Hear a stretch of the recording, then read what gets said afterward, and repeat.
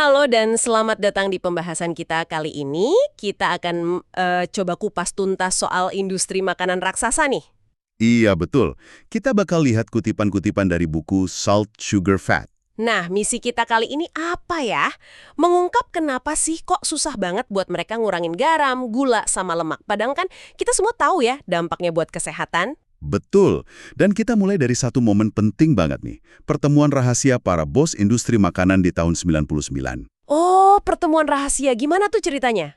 Ya, jadi tahun 1999 itu, para CEO perusahaan makanan terbesar di Amerika pada ngumpul. Tapi, bukan buat pesta atau apa ya. Ini pertemuan serius. Digagas siapa emangnya? Ada eksekutif namanya James Benke dari ILSI, International Life Sciences Institute. Mereka tuh, baru aja dengar paparan dari ilmuwan pangan. Paparan soal apa? Pesannya jelas, formulasi produk mereka itu loh, kontribusinya besar ke krisis kesehatan publik.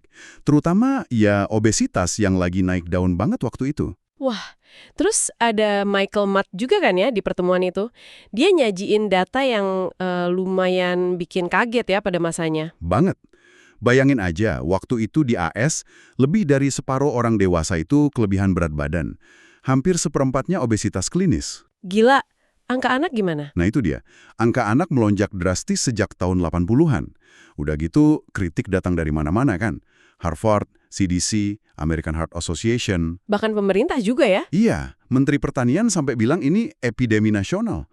Si Matt ini nunjukin, ironis banget, iklan makanan mereka, apalagi yang buat anak-anak, itu kayak ngebolak-balikin panduan gizi resmi pemerintah. Terus inti presentasi Matt itu apa dong?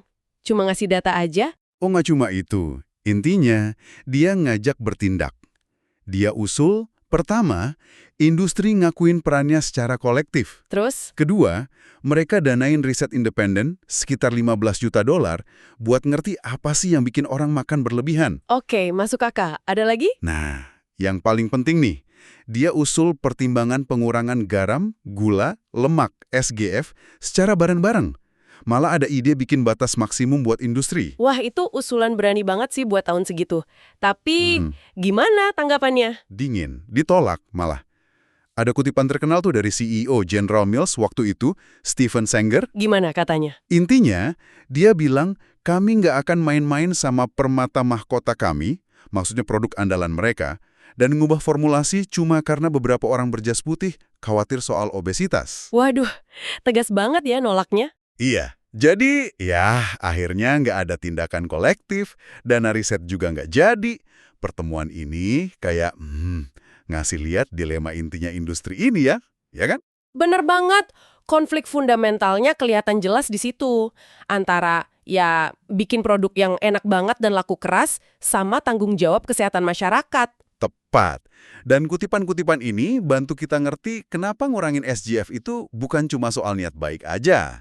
Tapi ini nabrak tembok sains rasa sama tekanan pasar yang gede banget. Nah, ini bawa kita ke inti masalahnya. Kenapa sih ngurangin SGF itu susah banget? Coba kita bedah yuk. Boleh. Salah satu konsep penting banget yang muncul itu bliss point. Titik kenikmatan puncak. Bliss point.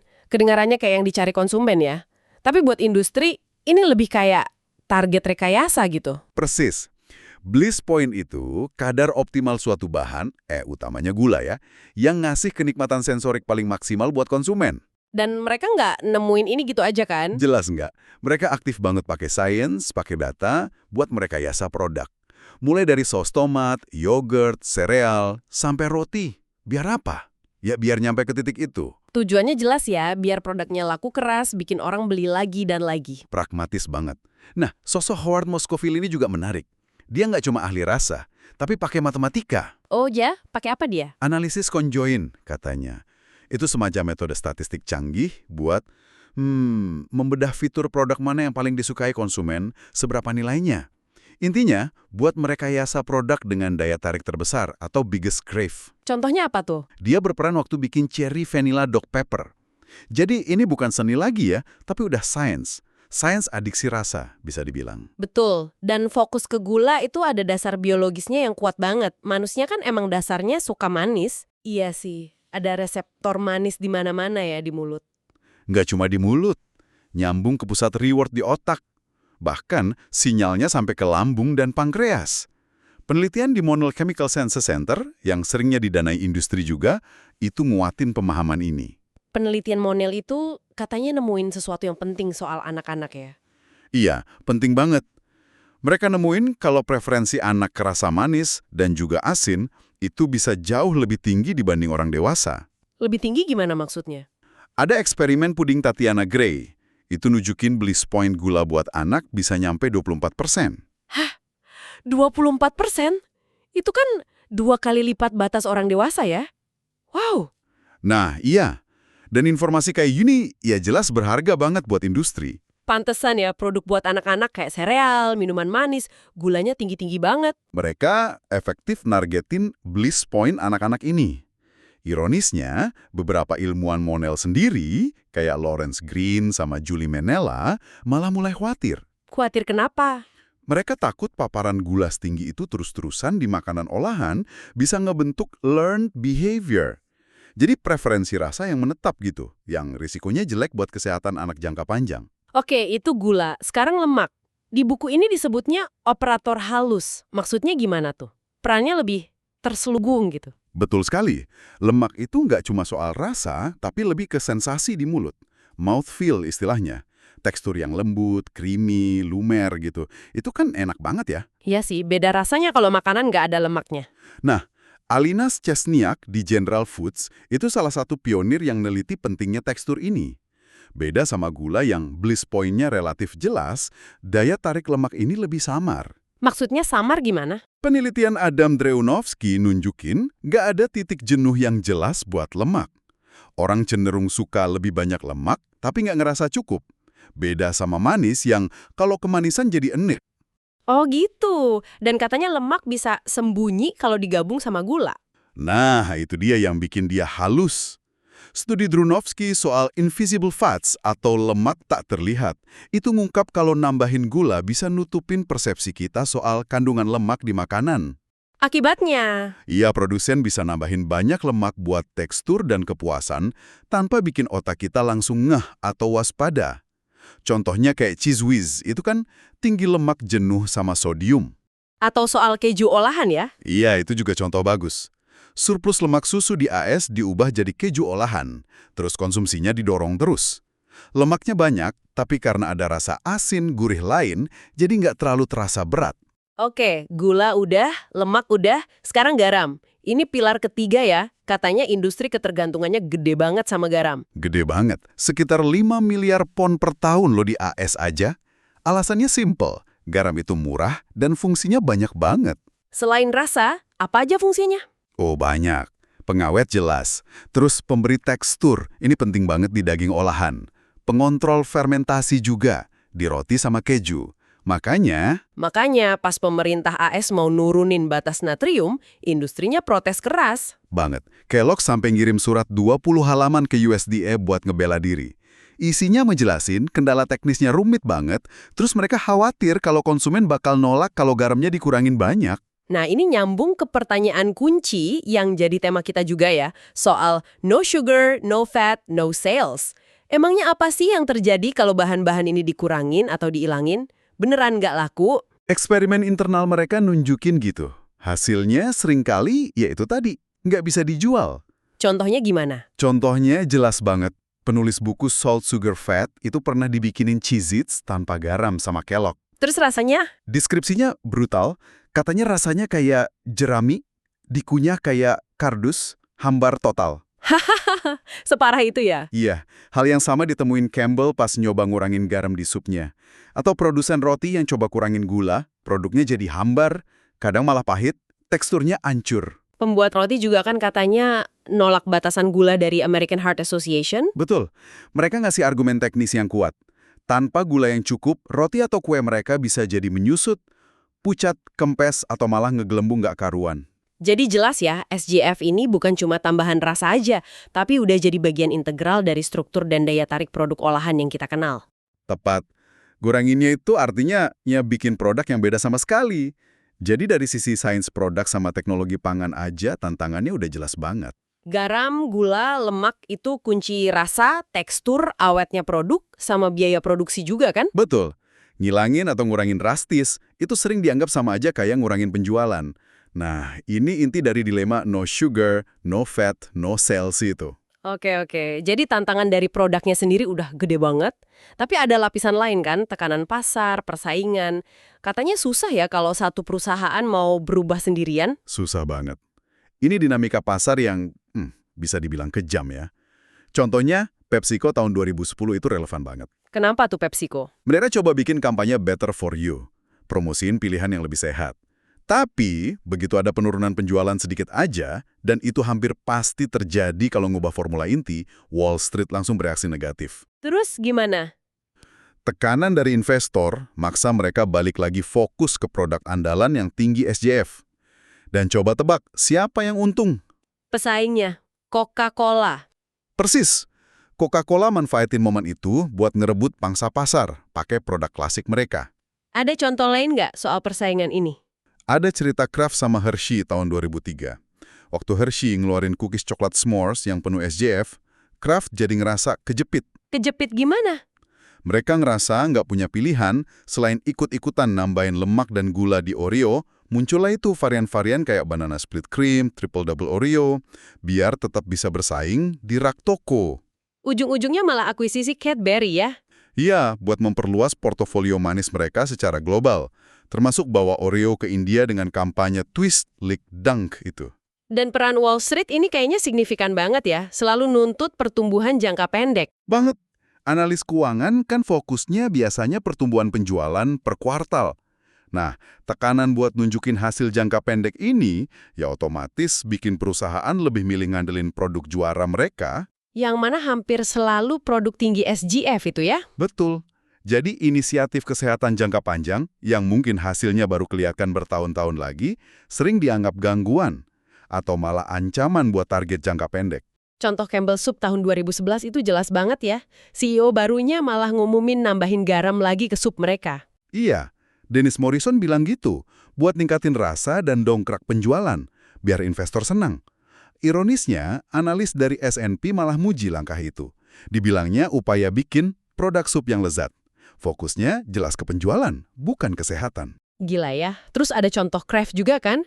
Pas mereka baru ngumumin inisiatif obesitas. Iya, tahun 2003 itu. Analis dari Prudential Securities malah nanya terang-terangan di pertemuan. Intinya, dia nanya, gimana Kraft mau capai target pertumbuhan volume kalau mereka terlalu pusing mikirin kesehatan? Sempat ada kutipannya yang nyelekit gitu ya? Ada. Kira-kira bunyinya, untuk capai target itu, produk Anda hampir harus bikin kami gemuk. Ini nunjukin banget kuatnya tekanan pasar yang mentingin pertumbuhan volume di atas segalanya. Oke, menarik nih studi kasus Kraft. Upaya mereka ngelawan obesitas di awal 2000-an itu kan kelihatannya serius ya. Apa sih yang bikin mereka nekat di tengah industri yang skeptis gitu? Kayaknya ada kombinasi dorongan internal dari beberapa eksekutif senior yang punya pandangan ke depan. Ada Kathleen Spear, John Ralph, sama Michael Mudd yang tadi kita sebut. Motivasinya apa? Etika aja. Ada etika semacam tanggung jawab moral, lihat krisis obesitas. Tapi ada juga pragmatisme bisnis. Mereka takut kalau industri diam aja, nanti malah ada serangan balik dari konsumen dan regulator. Itu bisa lebih ngerugiin profit jangka panjang. Pengalaman induk perusahaan mereka waktu itu, Philip Morris, soal rokok juga ngaruh ya? Ngaruh banget. Jeff Bible, CEO Philip Morris, itu secara eksplisit ngingetin eksekutif di Kraft. Dia bilang, isu obesitas ini bakal jadi perang tembakau berikutnya buat mereka. Pesannya apa dari dia? Strategis banget. Jangan ulangi kesalahan industri tembakau yang awalnya defensif, nutup diri. Sebaliknya, Kraft harus proaktif, terlibat diskusi, bahkan buka dialog sama pengkritik. Ini pendekatan yang beda banget. Terus langkah nyata Kraft apa aja waktu itu? Ada beberapa hal yang cukup radikal sih buat masanya. Pertama, mereka bikin panel penasihat independen. Isinya ahli eksternal, termasuk pakar pemasaran anak kayak Ellen Wartela. Terus soal pemasaran ke anak? Nah, itu langkah berani kedua. Mereka mutusin buat stop pemasaran produk yang dianggap kurang bergizi langsung ke anak di bawah umur tertentu. Soal transparansi produk gimana? Ada usaha juga? Ada. Ini menarik nih. Kraft ngusulin ke FDA biar label fakta nutrisi itu ada 2 kolom. 2 kolom maksudnya? Satu buat info nutrisi per saji standar, satu lagi buat info nutrisi per seluruh kemasan. Ini penting banget buat produk kayak sekantong cookies atau keripik gede gitu kan, yang seringnya dihabisin sekali makan, padahal labelnya bilang multisaji. Oh iya bener juga. Kraft bahkan secara internal ngakuin kalau produk kayak gitu secara wajar dapat dikonsumsi sebagai satu sajian.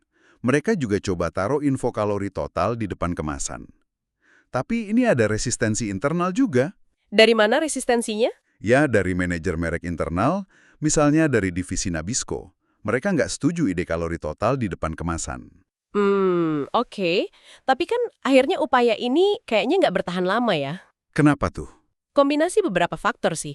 Pertama, yaitu tadi resistensi internal dari bagian perusahaan yang fokusnya jualan sebanyak-banyaknya. Terus tekanan dari luar. Itu faktor kedua.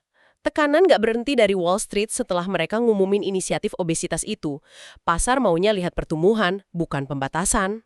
Terus ada pergantian orang penting juga kan? Ya, itu faktor ketiga. Pimpinan kunci ganti. Betsy Holden, salah satu co-CEO yang dukung inisiatif ini, dicopot.